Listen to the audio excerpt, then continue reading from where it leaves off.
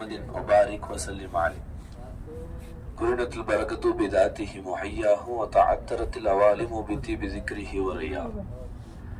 அல்லாஹ்வின் மகத்தான பேரொருளால் தாயிஃப் மாநகருக்கு அல்லாஹ் நம்மை அழைத்து வந்திருக்கிறான். அல்ஹம்துலில்லாஹி சும்மா அல்ஹம்துலில்லாஹ், அல்லாஹ்வுக்கே புகழ் அனைத்தும் உண்டாகட்டுமாக.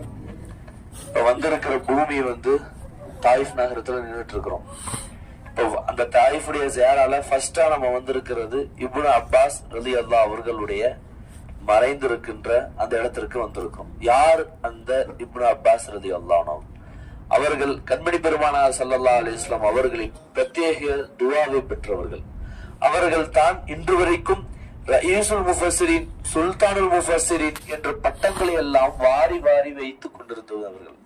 அப்ப எப்ப தெரியுமா வயசு இருந்துச்சு அவங்களுக்கு?